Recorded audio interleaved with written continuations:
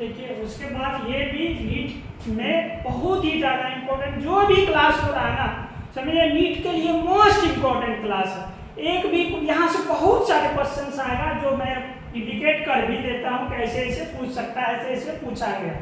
तो देखिए अब आता है कि और ब्लड सेल, कहता है कि ब्लड सेल ऑरिजिन कहाँ से होता है, कहाँ से उत्पत्ति होता है। तो all blood cell originated from stem cells. अब स्टेम सेल्स का नाम सिर्फ सुने होंगे आप लोग, इसके बारे में नहीं जानते, जानते हैं? नो।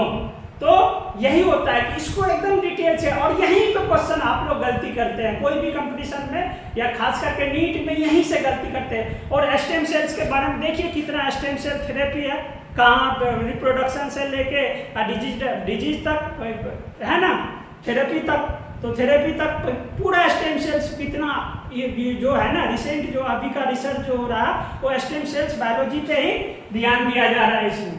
तो स्टेम सेल से क्या होता है, ब्लड सेल ऑरिजिन होता है। अब आता है कि स्टेम सेल्स, तो खास करके ये आप समझ लीजिए कि स्टेम सेल्स का जो होता है उसका कुछ खास प्रॉपर्टीज होता है। क्यों इतना इंपॉर्टेंट है, इसीलिए कि उसके गुण के चलते, उसके प्रॉपर्टी के चलते। तो स्टेम सेल्स का दो प्रॉपर्टी याद रखिएगा कि ये क्या करेगा, सेल्फ रिन्यू होगा, ठीक है। जैसे अपने आप जो होगा ये रिन्यू होगा, मतलब दूसरा सेल बनेगा, दूसरा सेल बनेगा, दूसरा सेल बनेगा उससे। और दूसरी बात, जो बनेगा वो क्या होगा, डिफरेंट सेल्स में बनेगा, है ना, डिफरेंट टाइप का सेल्स बनेगा। समझ में आ गया? तो डिफरेंट है, अब जिस तरह का सेल्स बनेगा उसी तरह का वो फंक्शंस करेगा। जैसे आरबीसी का अपना अलग फंक्शंस होता है, डब्ल्यूबीसी का अपना अलग फंक्शन होता है, लिम्फोसाइट्स का अपना अलग फंक्शंस होता है। तो समझ में आ गया?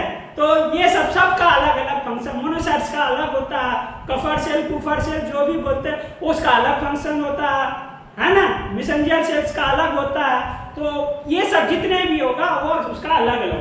तो दो है, सेल्फ रिन्यू होगा और डिफरेंशिएटेड होगा, क्या, डिफरेंट स्पेशलाइज्ड सेल। तो इसको लिखे undifferentiated cell with unique ability, है ना, यूनिक एबिलिटी है, लक्षण है इसका, गुण है।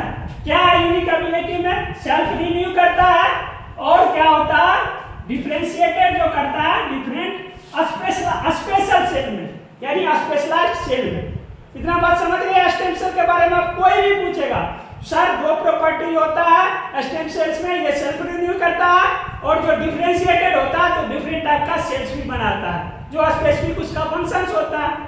ओके, अब आता है कि डिफरेंशिएशन है क्या, तो डिफरेंशिएशन है उसको बोलेंगे ए लेस स्पेशलाइज्ड। ऐसे सेल्स जो लेस स्पेशलाइज्ड होगा, दैट मींस इमैच्योर होगा, और वो क्या होगा उसके बाद become a more specialised. A less specialised cell more specialised cell में बदलेगा मैच्योर फॉर्म में, तो वो और वो स्पेसिफिक फंक्शन परफॉर्म करेगा, उसी को क्या बोलते हैं, डिफरेंशिएशन।